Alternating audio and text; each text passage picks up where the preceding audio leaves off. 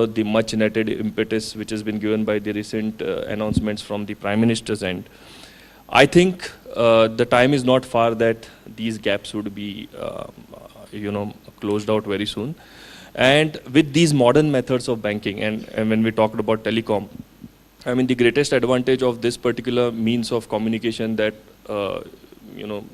mankind has developed as compared to some of the others, this is something which has caught up very quickly with, the entire population. So I still remember that when we launched the debit cards or the ATMs, there used to be a huge educational exercise that we had to carry out because we had to teach people how to use these, products. Luckily, mobile somehow has, done that thing on its own. And today, if you see, I mean, even the person who comes to deliver milk carries a mobile phone. So, to that extent, you have to start from a different level as compared to what we used to do with some of the other products. Thank you.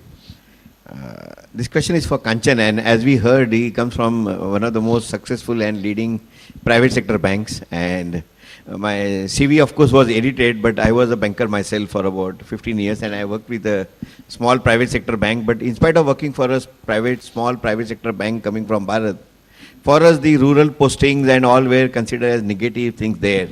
Going and doing business and agriculture was something that none of us like to do. Some of my friends and colleagues resigned from the bank when they were transferred to these places. And now the government is coming with very aggressive postures. In the late 70s was the time when priority sector was a big, we can say the big buzzword in the banking sector. Now it is getting into the mobile or electronic banking and also into financial inclusion, which is substantially a phenomenon within Bharat. Obviously, in urban areas also, there are unbanked people here because of lack of documents for proof. Those who stay in huts and all don't have the proof of residence. They might have identity proof. But then I want to ask him, and I'm sure he'll be very frank in mentioning that as a private sector bank, do they consider the financial inclusion in the Bharat space as an opportunity or as a duty that one has to do because it's a part of the regulatory obligations and RBI sets mandates and targets on that? And how does the team actually look at working in this kind of challenging things where you have to begin at ABC? Is going from a class of teaching with graduates and postgraduates and getting into the kindergarten and trying to teach them the ABC of banking. Thank you, Mr. Thank you, Mr. Deshmukh. I'm happy to share my thoughts. You being an ex-banker, so you'll understand the much more clearly.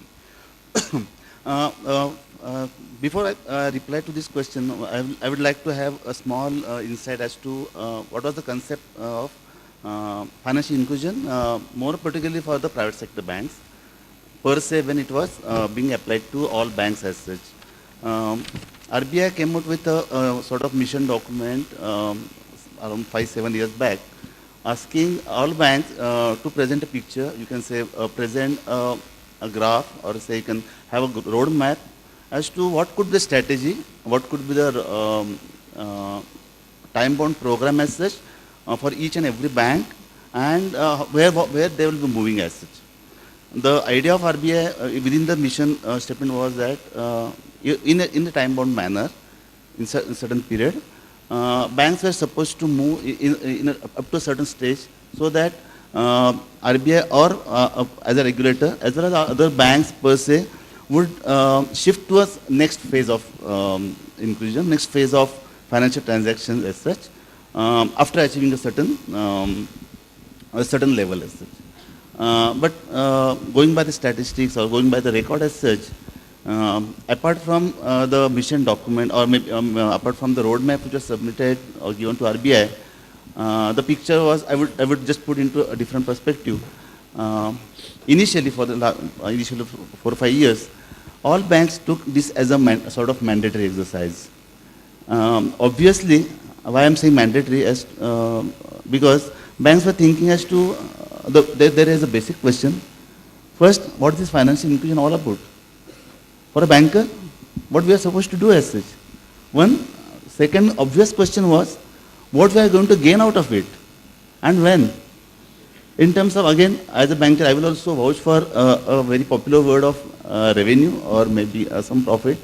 All major banks ask a very obvious question, how I am going to get it? How I am going to gain something from this? And how long? Thirdly, another obvious point was how much I need to incur, whether this fits into my budget allocations, whether this fits into my whatever funds I have. That was some certain questions which I raised. So as a result, if we see in initial phase of the financial inclusion, where RBI had a very, very clean and clear-cut picture to showcase, the overall results, the overall performance per se, except few banks, which I will definitely share, for the bulk of the banks, it was in isolation. Certain banks, few took some measures. They selected some areas of their own convenience. They did something and they record much more of a record than actual performance, and they showed off that yes, we are there, or showing that our bank is on. In terms of financial inclusion, in terms of going such a places, they showed that yes, we are on. So that's how I would say it was exercise, even for the regulator, that it wasn't an isolation exercise. But at the same way,